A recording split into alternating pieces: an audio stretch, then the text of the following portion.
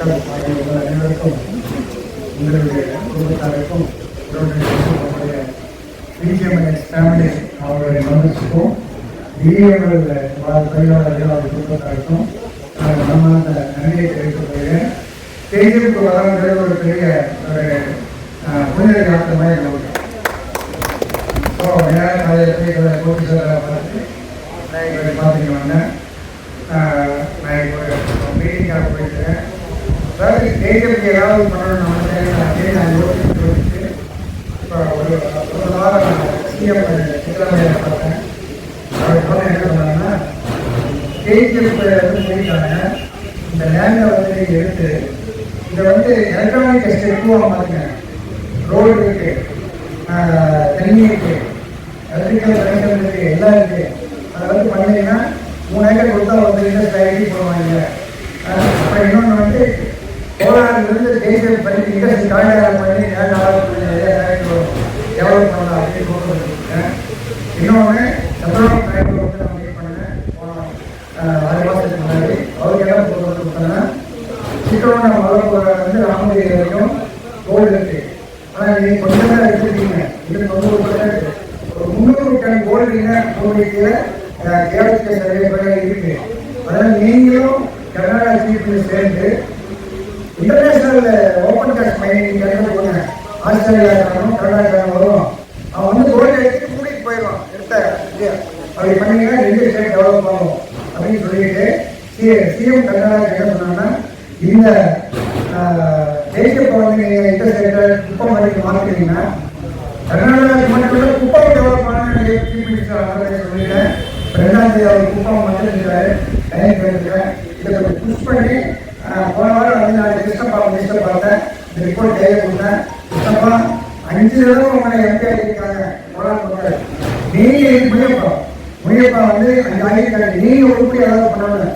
இந்த பொறுப்பை எடுத்து போனேன். நான் வந்து பாட்டிலையை போய் பேசுகிறேன்னாரு. பாட்டிலையை போய் பேசுகிறாங்கன்னா சீமட்டை போய் பேசுகிறேன். இது உருப்படியாக பண்ணி சொல்லி உங்களுக்குள்ள வந்து தமிழ். அதனால நீங்கள் பண்ணணும் உருப்படியாக இது பண்ண முடியும். ஏன்னா இது லேட்டாக உங்களாண்டு பிஜிஎம்எல் கொடுத்த பிஜிஎம்எல் கேன்சல் பண்ணால் லேண்ட் உங்களாயிரும். நீங்கள் இந்த கேன்சல் பண்ணால் மக்கள் படிப்பாங்க. ஸ்டேட் டெவலப் பண்ணி சொல்லுங்க. அதை முயற்சி பண்ணிட்டு இருக்கோம். அது ஆச்சுன்னா இன்னொரு 10,000 ரூபாய் 50,000 ஐடி கார்டு போனால் இப்போ எலக்ட்ரானிக் அதே மாதிரி பேச்சு எல்லாரும் கலந்துலாம் டெவலப் பண்ணுவோம். அது நல்லபடியாக முடிவு கிடைக்கிறேன். ஆசீர்வாதம் அம்மாவுடைய ஆசீர்வாதத்தில் என்ன போலீஸோட ஆசீர்வாதத்தில் நடக்க நினைக்கிறேன். பிஜிஎம்எல் எம்ப்ளாயிங்க அதை பற்றி நீங்கள் சார் பிஜிஎம்எல் எம்ப்ளாயிஸ் இஷ்யூ வந்து பிஜிஎம்எல் தொழிலாளர் சங்கமாக எடுத்துகிட்டு போகணும். இங்கே இருக்கிற எம்எல்ஏ இல்லை இங்கே இருக்கிற எம்பி மூலிமா அந்த மினிஸ்ட்ரி எடுத்துட்டு போய் மினிஸ்ட்ரியில் உட்காந்து மினிஸ்டர் பேசணும். இந்த மாதிரி தொழிலாளி வர வேண்டியதெல்லாம் வரல. அது கூட்டிக்கலாம். கூட்டத்தில் கூடான்னு சொல்லணும். இப்போ ஐகோர்ட் ஜனசேகர் கூட்டாளர் குரூப் இருக்கு. அதை இம்ப்ளிமெண்ட் பண்ணுறதுக்கு எம்பி மூலம் மினிஸ்டர் பார்க்கணும். மினிஸ்டர் செக்ரட்டரி பார்த்தா அவன் ஆர்டர் கொடுத்தா பண்ணிக்கலாம். இன்டர்வியூ யாரை கனெக்ட் பண்ணணும். பிஎம்எல் கான்ட்ராக்ட் ஒர்க்கர் 26 நாள் ஸ்ட்ரைக் பண்ணாங்க. அவங்களுக்கு இன்னும் எதுவும் இதுவாக அதாவது நான் பிஎம்எல் பற்றி வேலை சொன்னேன்னா நிர்வாக கட்டுப்பாடு அப்படின்னு நம்ம தலைவர் போனா இருக்கும். அது சரியாக இருக்காது. என்னை பொறுத்தவரை எனக்கு பின்னாடி 3 கிராமம் வந்துருக்காங்க. இந்த கிராமம் நிறையா பண்ணுறாரு. நல்லவங்க நல்லா யாரை வந்து பண்ணுறாங்களோ இப்போ வந்து மெட்ரோ கொண்டு வராங்க, எக்ஸ்பீரியன் கொண்டு வராங்க. நான் கொண்டு வந்த மெட்ரோ வந்து பெங்களூர் வந்து 25 கோடி கொடுத்துட்டாங்க. ஓட்டம் போடுவாங்க 150 கோடி பெங்களூர் மெட்ரோ பண்ணோம். இன்னைக்கு வரைக்கும் 25,000 கோடிக்கு மெட்ரோ கொடுக்கும். ஓகேங்களா? ஸோ அந்தளவுக்கு டெவலப் ஆகிட்டு இப்படி நல்லா பண்ணுறாரு. அவருக்கு நம்ம சப்போர்ட் பண்ணால் நம்ம வளர்க்கலாம். ஆனால் இந்த பிரச்சனையை நான் ஃபேமிலி பேசியிருக்கேன். மைசூர் பண்ணும்போது இந்த மாதிரி பசங்களுக்கு ஏதாவது பண்ணணும். நீங்கள் வெளியாக இருக்கக்கூடாது. என்ன தயவுசெய்து அந்த பசங்களுக்கு இருக்கிற பசங்க ஆகிருக்கும்போது ஒரு அக்ரிமெண்ட்டை போட்டு பசங்க கன்ஃபார்ம் 20 வருஷம் கூட கன்ஃபார்ம் பண்ணணும்னு சொல்லியிருக்கோம். ஏதாவது பண்ணுங்க. இல்லை கோர்ட்டுக்கு போயிட்டாங்க. அந்த மாதிரி கோர்ட்டுக்கு போனால் வித்ரா பண்ண சொல்லலாம். அவங்க நம்ம பிள்ளைங்க மாதிரி நம்ம அவங்கள ஃபோன் பண்ணக்கூடாது. ஏதாவது பண்ணணும். அதுதான் நம்ம இருக்கோம் அப்படின்னு சொன்னேன். நல்லா நடக்கும். பார்க்கலாம். காலை 6 மணியிலிருந்து அதற்குரிய நடராஜன் அவர்கள் தகவல் தொழிலாளர்களுக்கும் சரி, மீதமுள்ள தொழிலாளர்களுக்கும் சரி எல்லாம் நல்ல ஒரு வேலையை செய்தார் என்று 6 மணிக்கு அவரை தொழில்நுட்ப மக்களுக்கு 2 மணிக்கு வருவதற்காக அனைத்து தொழிலாளர்களும் அவரை காண்பவர்களும் அவருடன் நன்மையான பெற்றவர்களும் இனிவரையும் செய்வார் என்ற நம்பிக்கையோடு காலையிலிருந்து காத்திருந்த அனைத்து பிரிவுகளுக்கும் தலைவர்களுக்கும் கோட்டை கமிட்டி சார்பாகவும் அஜய் சார்பாகவும் அவருக்கு மனமார்ந்த நன்றி தெரிவித்துக் கொள்கிறேன். நன்றி, வணக்கம்.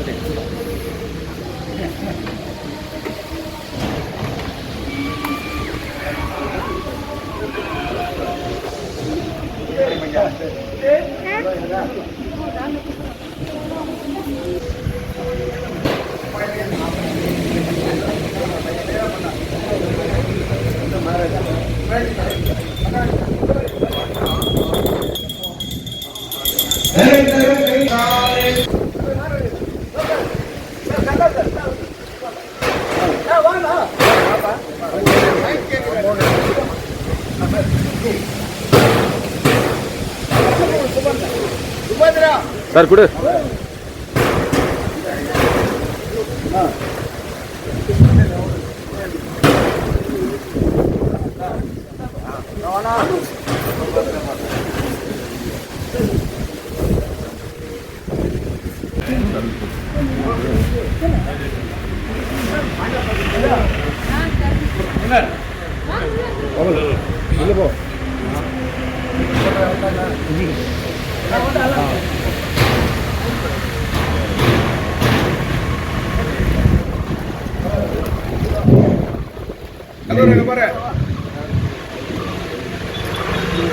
இந்த கோலார் சந்திரவேல் நகரத்துக்கு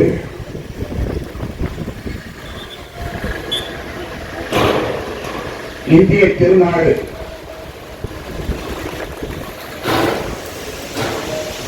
ஆழ்கடலிலே சிந்தனையாளர், அறிவுஜீவி, அதிகாரக்கென இங்கே அனுப்பி வைத்திருக்கிறார்கள். அவர்கள் வருகிற போதெல்லாம் எப்பொழுதெல்லாம் இந்த தங்கமயில் நகரத்துக்கு வருகிறாரோ அப்பொழுதெல்லாம் ரெட் கார்பெட் வைக்கும் சிவப்பு கம்பள வரவேற்பை நல்குவதற்காக நாங்கள் எல்லாம் தவமாய் தவமிருந்து காத்து கிடக்கிறோம். அத்தகைய ஒரு மிகப்பெரிய மனித சக்தியை இந்த ஊர் வெகு காலமாக பெற்று பயனடைந்தது என்பதை நாம் எல்லாம் நன்கு அறிவோம். ஐயா அடியாரஸ் அவர்கள்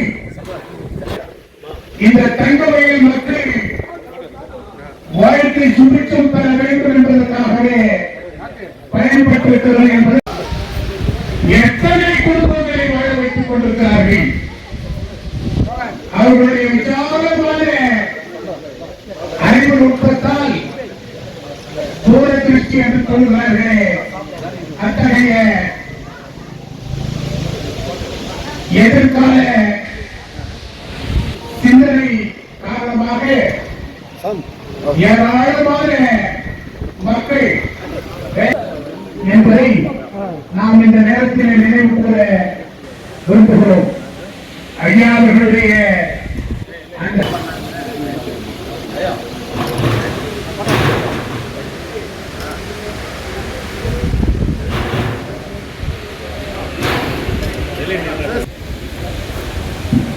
அண்ணன் பன்னீர்செல்வம், குமரன், அன்பரசன் மற்றும் குடும்பத்தின் சார்பாக இது வரவழைக்கப்பட்டிருக்கும் நம் அன்பிற்கும் பண்பிற்கும் பாசத்திற்கும் உரிய முன்னாள் பாரத மண்ணாடி எந்திர தொழிற்சாலையின் சேர்மன் கம் மேனேஜிங் டைரக்டர் ஐயா விஆர்எஸ்என் நடராஜ் அவர்களே, விஆர்எஸ்என் நடராஜன் அவர்கள் காங்கிரஸ் சங்கத்திலே மனிதவள மேம்பாட்டுத் துறையிலே பணியாற்றி பிறகு டிசம்பர் 1, 2002ஆம் ஆண்டு பாரத மண்ணாடி என்ற தொழிற்சாலையிலே சேர்மன் கம் மேனேஜராக பொறுப்பேற்று 10 ஆண்டுகள் இரவு பகல் என்று பாராமல் அயராது உழைத்து டிஎம்எல் தொழிற்சாலையிலே நாட்டிலே ஒரு முழுமையான தொழிற்சாலையாக மாற்றிய பெருமை அவருக்கே முடியும். முன்னதாக டிஎம்எல் தொழிற்சாலை எஸ்மோனி மாற்றுவதும் இருந்தது. அவர் பொறுப்பேற்ற பிறகு metro, mining and construction, aerospace போன்ற துறைகளை அவர் மேம்படுத்தினார். அது மாற்றமல்ல, பல அகில இந்திய கால்பந்தாட்ட போட்டிகளை நடத்தி நாட்டிலே உள்ள தலை சிறந்த கால்பந்தாட்ட அணிகளை வரவழைத்து கோலாட்டங்களில் வாழ் பொதுமக்களின் பொழுதுபோக்கிற்காகவும் கால்பந்தாட்ட இளைய வீரர்கள் உருவாவதற்கும் வாய்ப்பு ஏற்படுத்தி தந்த பெருமையும் அவரை சாரும். அது மட்டுமல்ல, பிஎம்எல் அவர் பொறுப்பேற்ற பிறகு பிஎம்எல் கால்பந்தாட்ட ஆட்டத்தை இந்தியாவிலே முதன்மை அணியாக மாற்ற வேண்டும். அது மட்டுமல்ல, அவர் என்ன கூறியது, நீங்க போய் ஆர்வம் பண்ணலாம், நெக்ஸ்ட் ஹெட்லைன்ஸ் வரணும், இது நாட்டை இது எழுதி மாற்றங்கள் என்று ஒரு பெரிய அணியை அமைத்தார்.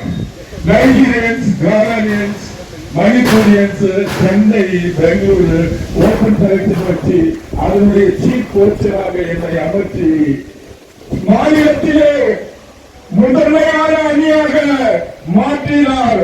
ஸ்டேட் சாம்பியன்ஸ் ஆனது அவர் தலைமையிலே கால்பந்தாட்ட அணி. இந்தியாவிலே 16வது பொசிஷன்ல வந்து கால்பந்தாட்ட அணியை மேம்படுத்தியவர் அவர். அது மாத்திரமல்ல, இன்று தங்கவயல் கால்பந்தாட்ட பண்ணும்போது நேஷனல் இன்டர்நேஷனல் தாண்டா சொல்லி இமீடியட் அப்பாயின்மெண்ட் கொடுக்குறேன்னு 5 பேருக்கு நேஷனல் சந்தோஷம் லெட்டர் வந்தது. 5 பேரும் குற்றம் பண்ணோம். இன்னைக்கு 5 பேரும் அப்பாயிண்ட் ஆயிட்டு வேலை செய்திருக்கிறாங்கன்னா அந்த பெருமை.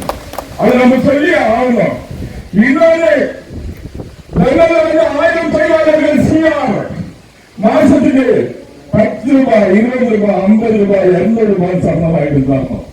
ஏன் சொன்னா சுயநலவாதியாக இருந்த தொழிற்சங்கவாதிகள் பல சொசைட்டிகளை ஏற்படுத்தி ஒரு தொழிலாளி 5-6 சொசைட்டில லோன் வாங்கிட்டு வாங்குற சம்பளம் இயற்கை அப்படியே போய் இருந்துச்சு. ஆனா அவர் வந்த பிறகு அதை ஸ்டடி பண்ணி லோனை ஸ்டார்ட் பண்ணாரு. 2 வருஷம் கஷ்டப்பட்டாங்க. அதுக்கப்புறம் 2 லட்சம் லோன் கொடுத்தாரு. எல்லா சொசைட்டியும் கட்டிட்டு கையில காசு எடுத்துன்னு டேக் ஹோம் சேலரி உயர்த்தப்பட்டது. இதெல்லாம் பெருமை. ஐயா இன்னைக்கு இல்லைன்னா கூட தினந்தோறும் அவரு நம்ம உள்ளத்துல வாழ்ந்துட்டு இருக்காரு. தங்கவையில் இருக்கும் வரை, பிஎம்எல் இருக்கும் வரை அவரை எங்கென்றும் நாங்கள் மறக்க மாட்டோம். அவர் ஆற்றிய அந்த பணியை நாங்கள் நினைத்துக் கொண்டிருக்கோம். அந்த பெருமை உங்களுக்கே சார்ந்தது என்று பன்னீர் குடும்பத்தின் சார்பாகவும் இங்கு வந்திருக்கிற டிஜிஎம்எல் தொழிற்சங்க தலைவர்களின் சார்பிலும் என் சார்பிலும் இறைவனிடத்தில் பண்றாங்க. கடல் அவருக்கு நல்ல ஆயுசியம், ஐஸ்வரத்தையும், ஆரோக்கியத்தையும் கொடுத்து இன்னும் மேலும் அவர் திறமை இந்த நாட்டிற்கும் இந்த மக்களுக்கும் தேவை என்று கூறி வாழ்த்துக்கு நன்றி கூறி விடைபெறுகிறேன். ஜெய்பி.